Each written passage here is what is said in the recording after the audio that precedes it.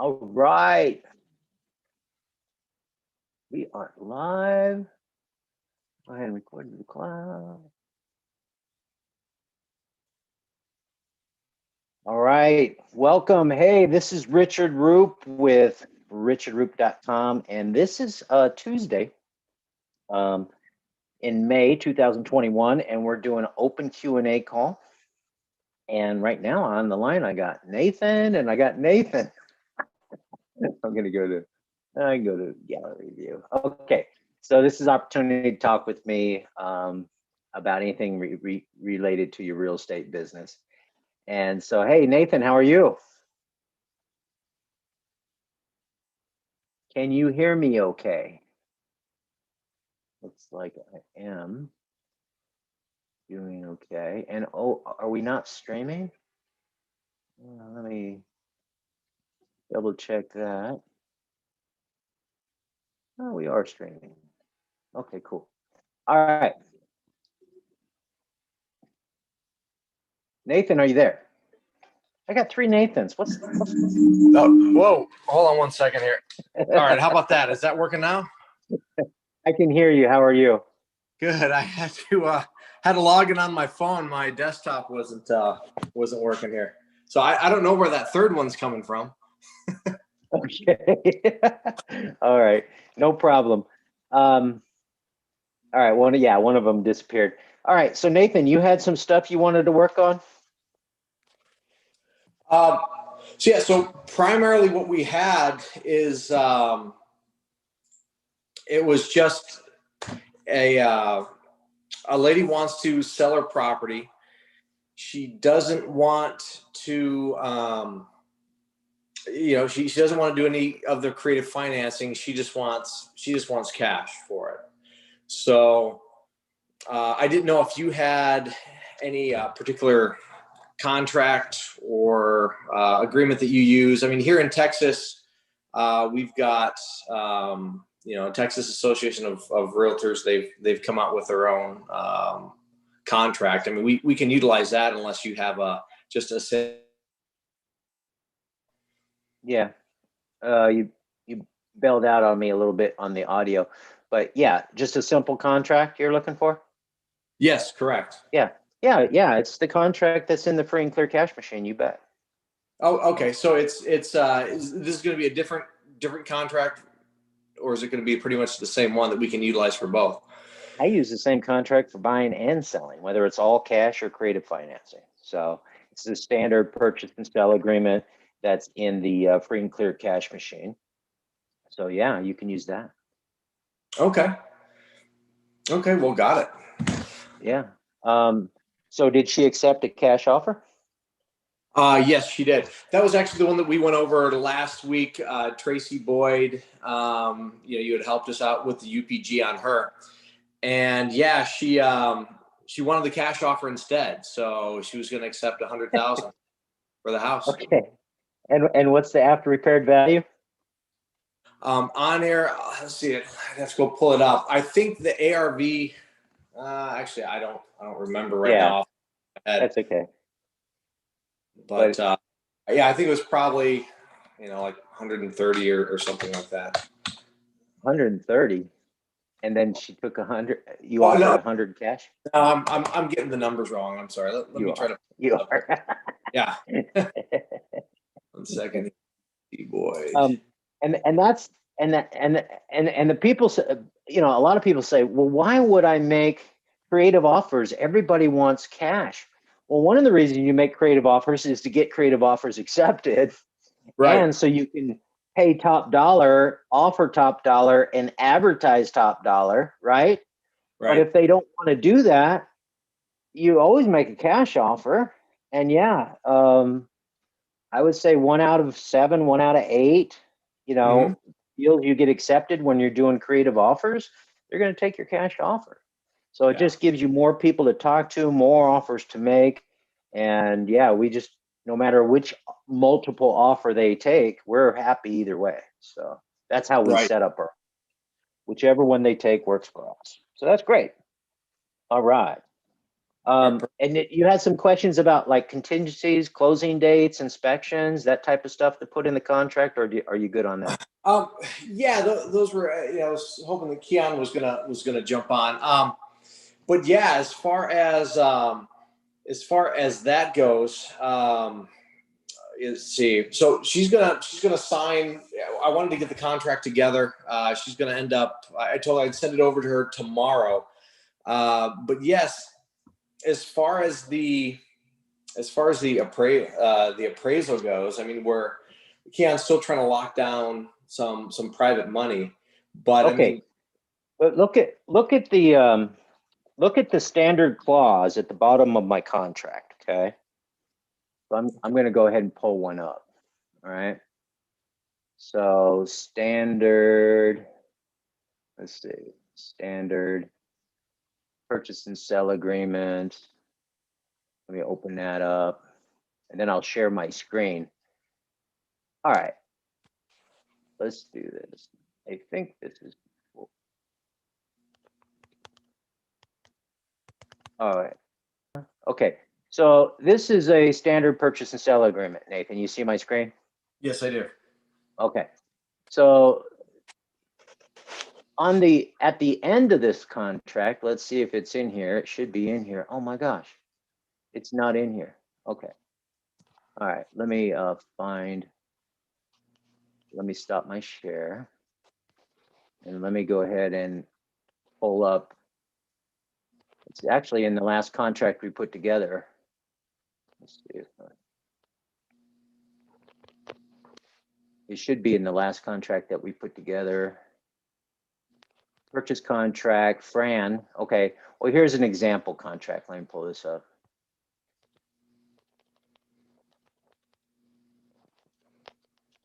Okay. So standard purchase and sell agreement. And then at the end here, buyer's offer is subject to verification of mortgages, property value, taxes, inspection, and marketable title.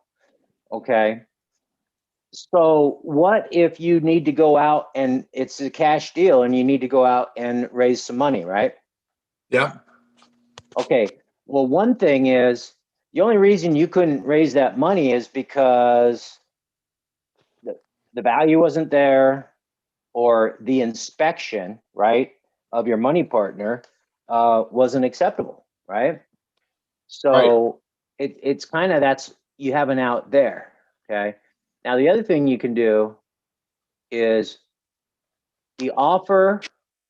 Okay, so the seller, it's a cash offer, but you can tell the seller the proceeds are coming from a new uh, proceeds. Let's see, balance of the closing in cash. Okay, proceeds from a new loan other than the seller. So if you're bringing in a private money first to fund the deal, it's Right. actually, no, it's only going to be the one loan.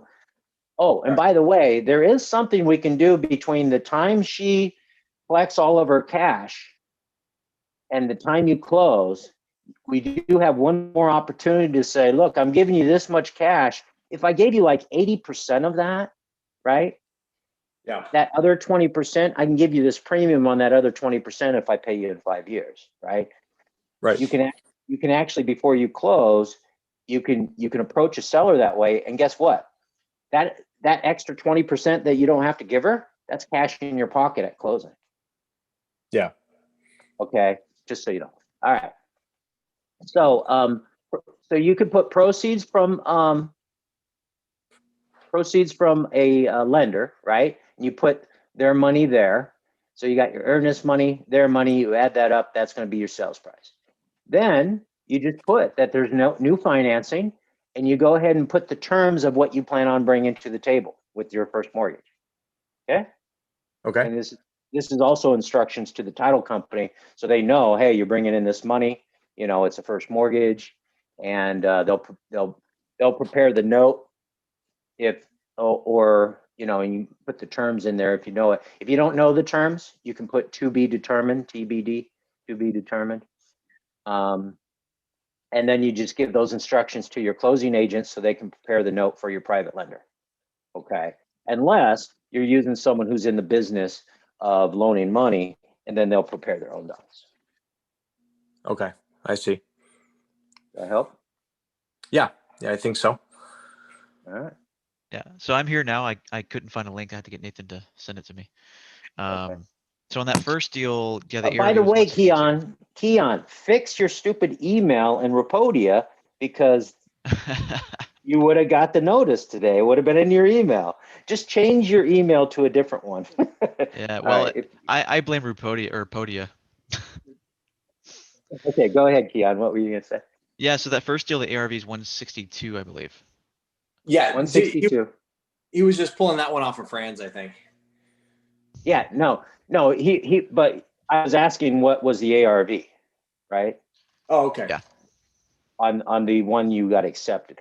You're talking about the one you guys are closing cash. Yeah, Right. the cash one. Okay. All right. Did you get your answer, Keon, on how what do you put in your contract? We Well, just use standard purchase and sell agreement. You can, if you want to get in the habit of using the state contract for Texas, you can, but you have to go through there and modify it or create an addendum so that it applies. So for example, in a standard contract, state contract, realtor contract, commission contract, it's going to be not assignable, right? Typically, not assignable.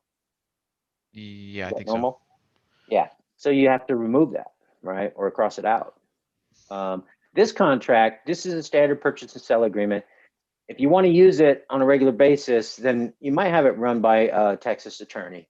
But I use this. I've been using this for 20 years in every state in the nation, and we just, in some states you have to modify it a little bit, but in most cases it works just good. And we were talking about, how do you write up an all cash contract? It's pretty simple. Yeah.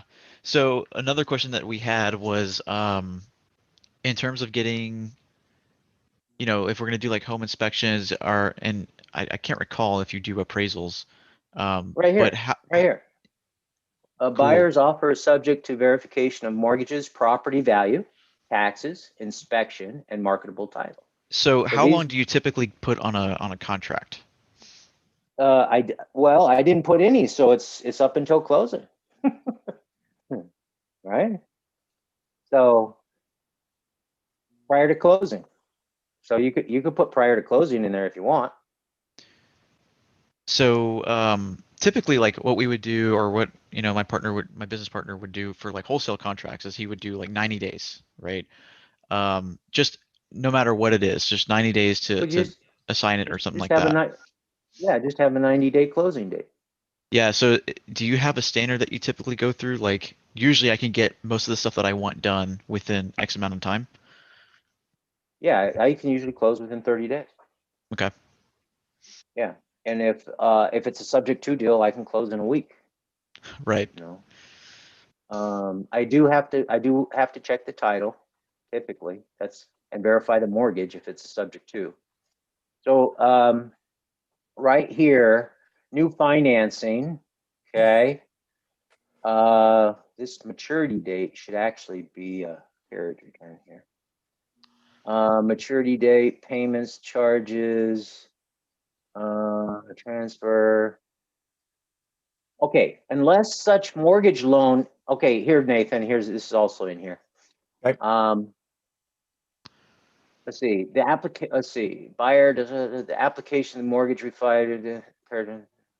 Unless such mortgage loan is approved without continued contingencies, other than those elsewhere in the agreement, within 7 days of closing. So in this, you could put, you want your money lined up prior to closing, right? So you should know Right. at what point would you know. So you could put in there, 14 days, 7 days, 3 days, So I got 7 days. So a week before we close, I can tell them, look, my money's not coming in. I can't close, right? Now, this is a contingency, right? This is a contingency of getting new financing from your private lender.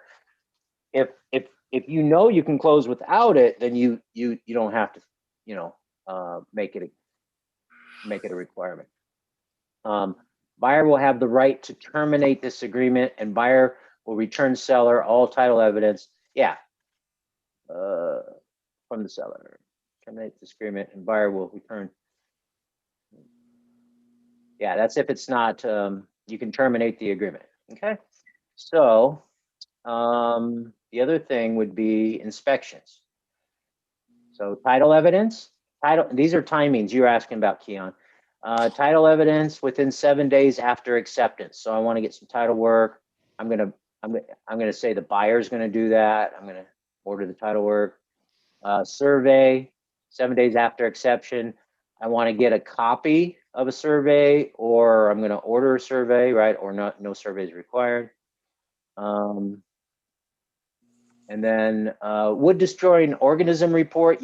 This was never an issue for me in Colorado, so you can decide. Do you guys get termite reports in Texas? I don't think so. Well, I mean, Okay. probably the only thing you're going to get in reference to that is when you do an inspection, they're going to know if you've got termites or if you don't. I mean, that's primarily it. But I don't believe that you get any kind of report. Right. So this says that, yeah, basically, if there's a problem eating wood, you know, you can, you don't have to buy the house. Let's see, title evidence,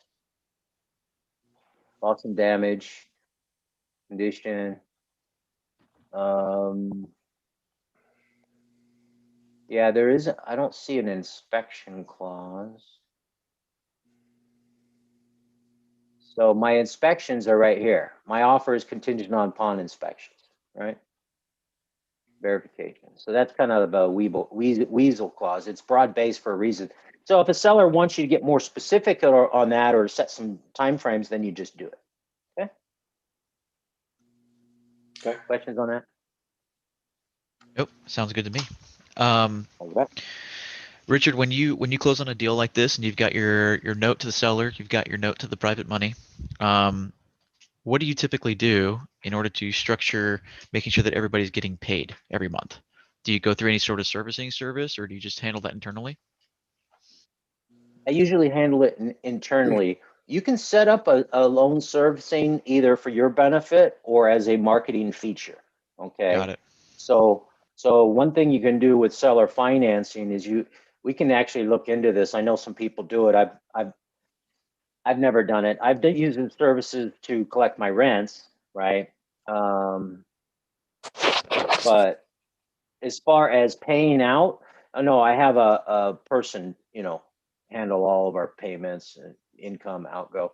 But you can hire a service where that would be useful, like maybe on a subject to owner Yeah. financing. It's usually not required by the seller. So if you wanted to set up for your benefit or to make it as a marketing feature, you know, to overcome an objection, how do I know you're gonna get, you know, I'm gonna get paid or something? Then yeah, we can do that. But I usually don't use a servicing. Gotcha. Yeah, So we have a go-to company in case we do need to use it for subject twos, we probably would. I think that's pretty safe to yeah, do. I think we should go ahead and get real clear with that company and, you know, look at how we're going to use it. Yeah, and I've owner financed 2 of my properties to my tenants, and I go through them, and it's pretty decent company.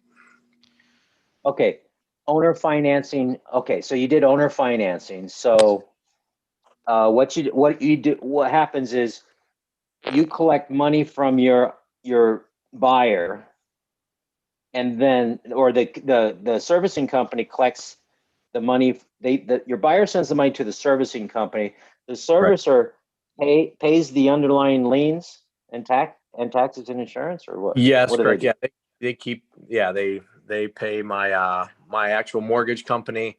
Then whatever's left over, they do a direct deposit in my account, and they do all the bookkeeping. Send me, you know, And that's yearly. 20 bucks a Will month they per do? house, right? Yeah, I think it's like $22 or something like that. Yeah. And will they handle the taxes and insurance if there's no escrow on a mortgage?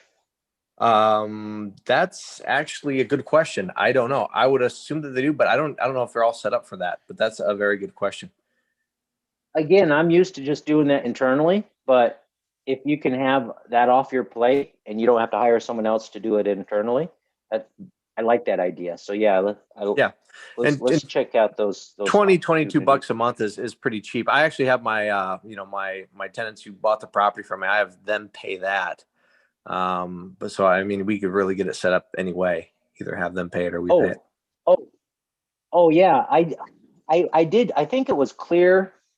Clear Now is a program, and I had my tenants pay for it. Yeah. Yeah. Or I offered loan servicing to a seller if they wanted to pay.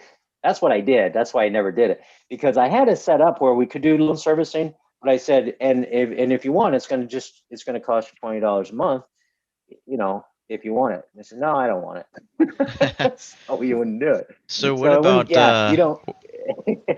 yeah, what about property management? In-house, until you get to the point, even when you, as you grow, you should have someone in the office that's responsible for that. Yeah.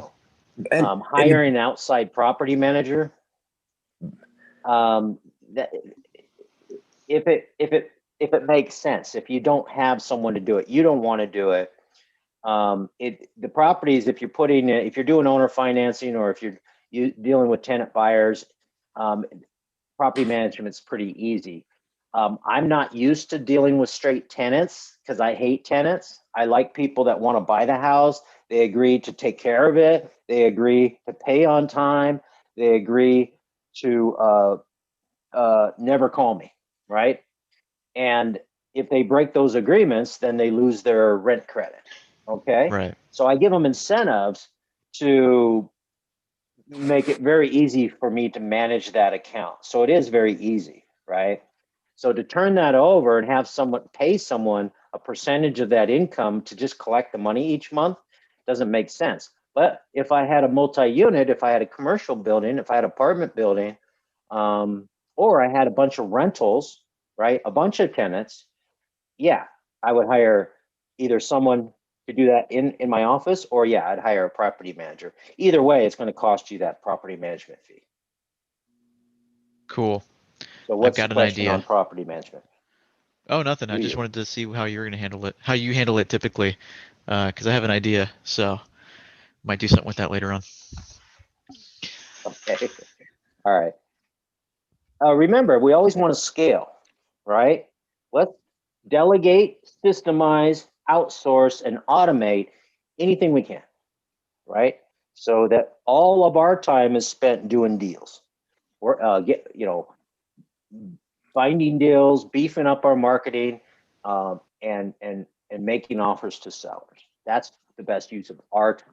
Then you have people that you can, like you got Keon, you got Nathan handling talking to sellers, right? But once you have a house, who's going to handle talking to buyers, right?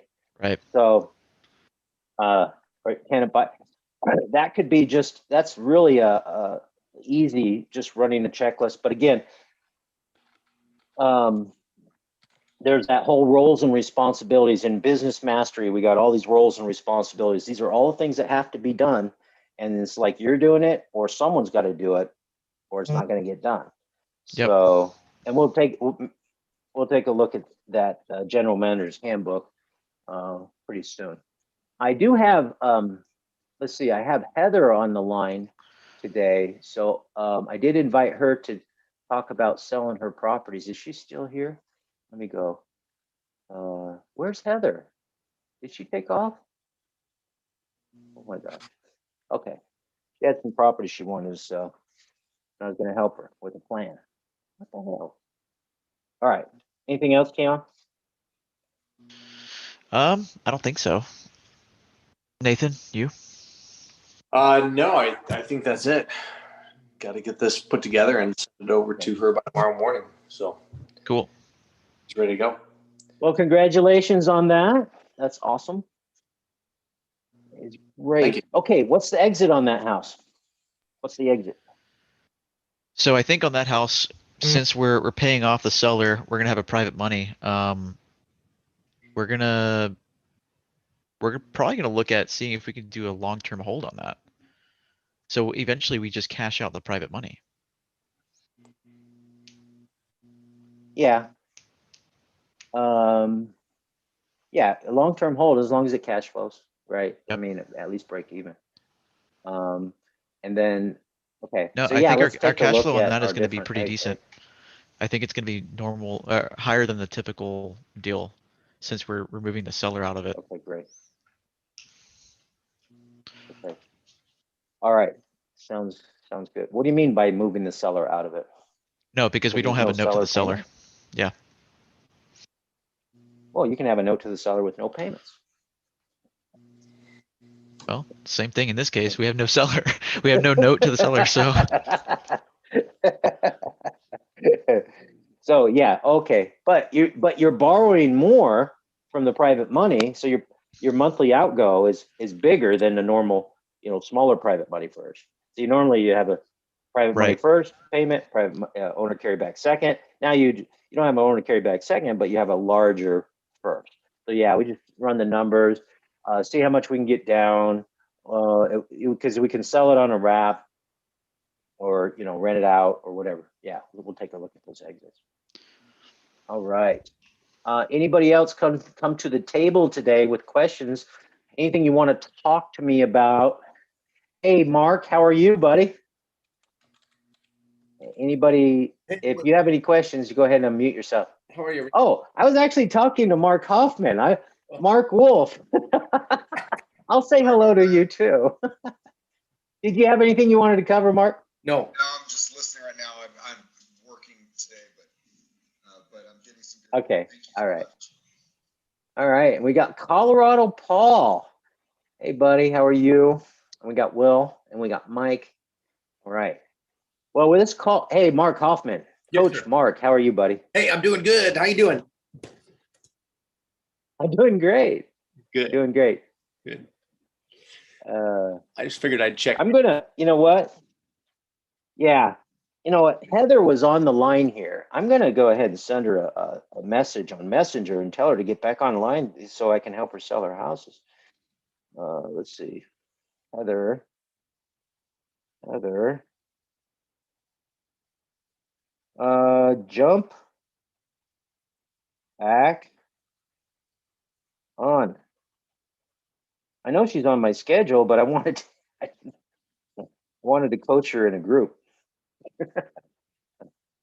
I think she's interested in that income doubler program. But she has some houses for sale. I don't know. The hardest way to sell a house is the toughest way to sell a house is when you bought it wrong. So I don't know why there's any trouble selling. I need to talk to her because it depends. It sounds like property she owns. So what's her intent? Is it to raise cash? Is it to get the maximum price? Is she in a hurry? Does it need work?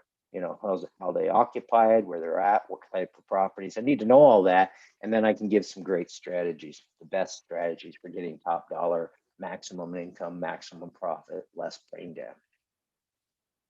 All right, and this call goes only until I cover everybody's questions. We have another call tomorrow where we can do more Q&A and we can do deal structuring. Anybody else want to talk to me today?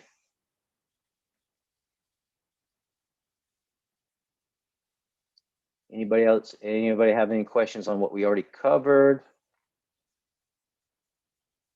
And Mark Hoffman, Yes, sir. Nathan wasn't signed up for his coaching call with you today. Is he on your list to set up calls? How do you set up your coaching calls? I typically send a reminder once a month to get on my calendar. So I spoke to Nathan 2 weeks ago, first part of May, I think. Okay. That was, the last time I spoke to him. Okay, you guys got, all right, go.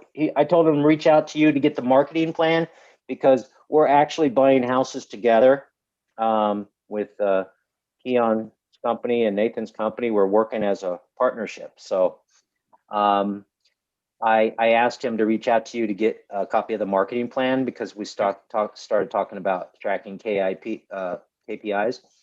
And then I found out that he didn't know when he was going to talk to you next. Yeah, I spoke to him last on Reach the out to 29th.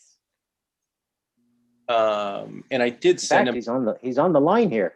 I did send him a he's on copy. the- of the Nathan. marketing plan. Yeah, actually, Mark, I did find that it was actually in my, I believe it was in the spam. So I pulled it up, Richard.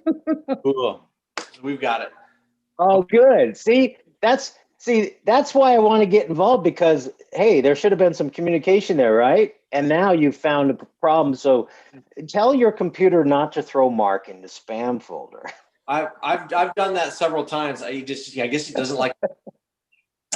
Yeah, and Nathan, go listen to those calls. I sent you 7 laws and 21 principles of successful negotiation and powerful negotiation and sales strategies, handling objections. So those 2 good calls from the last time we spoke. And we can catch up. We can catch up. Great. Anytime. Yeah, I believe I've got. Yep, I believe I've got those. Yep. All right, cool. All right. Thank you. Mark, we're coming up with some great business strategies and marketing strategies to really, my goal is actually to create $1 million. I didn't tell Keon this, but my goal is to create $1 million from my real estate investing and my, kind of my speaking, my coaching, that type of thing. But I want to make $1 million over the next year. So I created a plan yesterday. I haven't shared it with anybody except my coach, Brandy Vale. And she actually told me to, we set a goal, and she said, we'll put together your plan. So she's, it's nice to have a coach. So Yeah. I'll share that with you. But what we're going to do is we're creating a lot of cool things to really scale a business without making it, without a bunch of people, right? Without a bunch of hassles. So how can we really leverage everything that we're doing that are the best practices? So Mark, are you interested in scaling your business, or you just love going out and playing all the time? I'm actually pretty content with making what I make and working as much as I work, which is about 1,000 hours a year.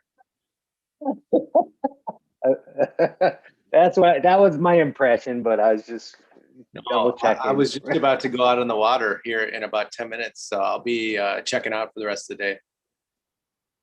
Well, when you've been in business for a while, this business for a while, you should be living your preferred lifestyle. And I know for a fact that that's what you do. And every day. And I know you do. We do business calls, and you're snowboarding in Colorado, right. And cracking your head against trees and stuff and breaking your helmet. It only happened twice. And now you're getting on your boat in the lakes, and yeah. I'm on the hunt for a beachfront house. So I'm gonna search. Okay, good. Right. I can help you get there. Okay. All right. Okay. Help you get there. You getting clarity around what state or country you want it in. That would be the first step. If you want it in the United States, or do you want it outside the United States? So that would be the first step. Because then, as we dial in, then we'll find it. I think I'm looking for a second house, a second home in the United States. Okay.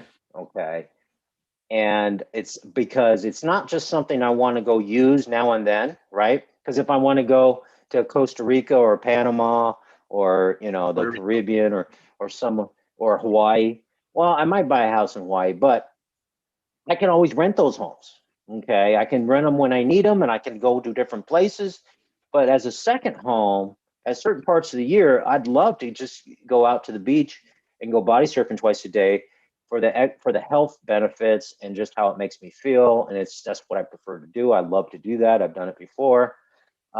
So Hawaii would be good for that. I would consider that, but I'm thinking Florida. And then I was considering the Gulf, like Sarasota, or the ocean, the East Coast. But the Gulf doesn't really have any waves. See, it's beautiful. So I'd consider that. Maybe go snorkeling or skin diving and stuff, or maybe windsurfing, right? Windsurfing or something like that. Or kiteboarding. So I'll kiteboarding, yeah. So I will actually, what I'm going to do on my journey is I'm going to go visit places. Okay. So St. Augustine, Florida sounds pretty good. Maybe other parts along the coast of Florida. But Hawaii and Florida I don't want to move to California. Yeah, and you'd I'll go like to be able visit. to drive there? Is that another criteria? No, that's not a criteria. Okay, so what about Puerto Rico? I am considering Puerto Rico. Yes, I went and checked it out in November, and I liked it, except for the government. I didn't like the liberal government, the pay to play type of government. But if you want to put up with that, that's fine. But yeah, I would consider Puerto Rico. In fact, there's some islands off of Puerto Rico that I know people they have. Interesting. Well, Heather O'Brien, she has a resort, like a hotel or something on another island just off of Puerto Rico. So I would consider that. Okay. Yeah. And it's an easy flight to the mainland, and it's not another country. Okay. All right. Okay, One step at a find me a deal. Yeah, well, I need your a eye little bit out. more information, but I can find you a deal. I've got some, well, we could talk about it later, but It sounds like you and I have the And, same okay. goals, Richard. Oh, really? Yeah. Well, there, I just cut. We could partner up, right? Because the other thing is, I think Mark told me this about, or maybe it was Keon, I'm not sure, about, I think it was Mark, about getting your vacation home and using, yeah, it was Mark, about using it as Airbnb. So get a nice home where you want to live part of the year, and then do it. Maybe part of your criteria is it would be a good Airbnb, short-term rental when you're not using it, right, Mark? That what sounds I like have. a pretty good strategy. Yeah, that's what I have. As long as you're okay with people sleeping in your bed, you got to get over that. Or you could just lock that bedroom. I've thought about that as well. But there are certain things that you don't know what happens, and you just don't want to know. So you got to be over that. You got to be past that. But yeah, my Look, goal was you have a revolving bed. Look, the bed, you lift it up and the new bed pops up. and then when you come back home, it's easy. easy You just solution. got to think creatively. Got to think about that. But yeah, that was my criteria. I just wanted to pay for itself and then have a place to go in the winter or the summer. That's what I have. Yeah. Where do you think in the United States would be a good place to have a lot of long-term keeper properties that you just rent out? Rent out to long-term tenants. Oh, right. No, but just families, people Yeah, that so- need an affordable home. I like the stability of the Midwest. So you look for job, Mhm.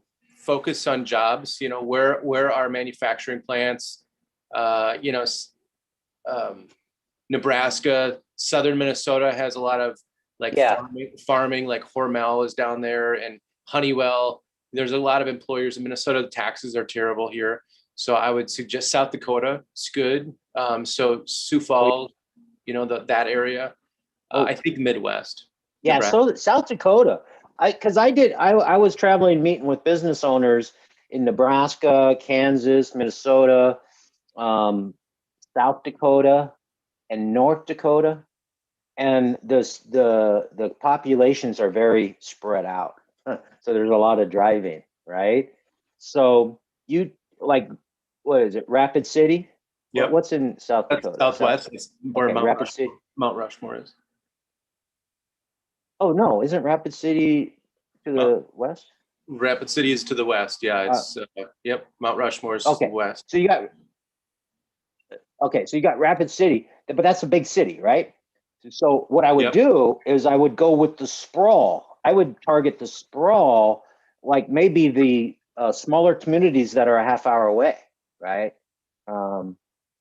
And because I got to tell you guys, there's always going to be a demand for more affordable housing, and people are going to be willing to work from home, and people are going to be willing to telecommute. I mean, they want to get away from the city, but it's nice to be near a city, but actually people are moving further and further out. I'm an example of that. I'm 90 minutes from, a Best Buy in 3 different directions.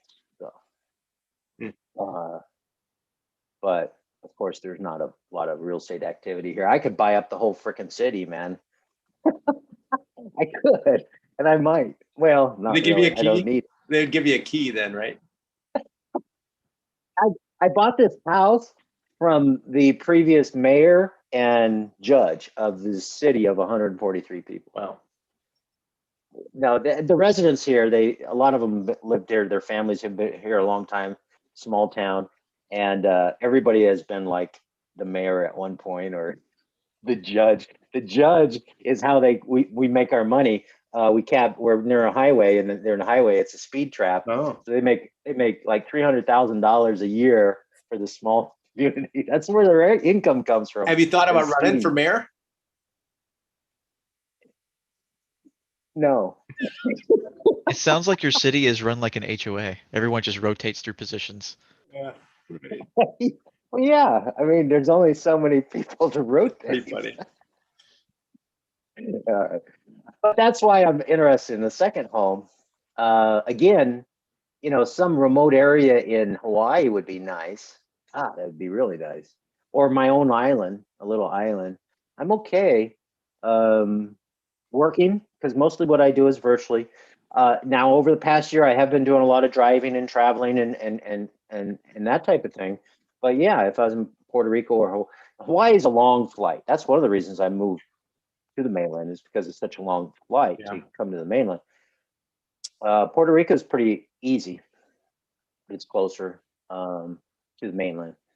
But I like driving. I like the freedom of driving to an event and then doing some business and having some meetings along the way and doing phone calls and working on projects while I'm driving. I'm okay with that. But the last event in Key West, yeah, it was a long freaking drive. So I decided just to hop right over the Gulf on a very short flight, like 2.5 hours, right? So versus all the time it would have took me. I could have made use of it, but I just didn't have that. I had a lot of things I wanted to do during those days because it would have took me like 3 days to get there, 3 days to get back. But that's the thing. If you want me and Keon, with our real estate investing, we are setting it up. We do have local support. We are buying locally, but we also are looking at virtually. Okay. So we can go other areas. However, might as well go to these, like I told you, Mark, those smaller communities that are on the sprawl. Why don't we do the ones that are closest to us physically versus going to another state or going across the state, country. But you can work anywhere. It's just very useful to meet with the seller. Hey, Keon, the offers that we're making, what percentage of them are in person with the seller? Actually, Nathan's Nathan, how many of the offers you're making are in person? Or what percentage? The offers that I'm making right now, all the offers that we've made have actually been over the phone. Because like I said, we're focusing on an area that's, a 2-hour drive for me. So I do, these houses, I am actually going to go in next week with one of my contractors and we're going to do some walkthroughs on them. But yeah, right now, these are just over the phone. Soon to be on Zoom, Gotcha. right? Yes, yeah, we're gonna give sellers that option if they want to do that because that just improves the phone communication. Yeah. All right, real good. Okay, anybody else come to the table have questions for me today? Otherwise, we'll call it a day, and we'll do another call tomorrow for anybody who needs it. Thank you so much. Thank you very much. You guys, a lot of stuff that was brought to the table bring great thoughts to my mind. So thank you. Good. Spark some thinking. Yes. All right, Mark. Yes, good. Excellent. All right, All right, guys. Thank you very much. Thanks for joining me. Great. Thank you. All right. Thanks, Keon. We'll talk to everybody soon. Have a good one. This is Richard Roop with richardroop.com.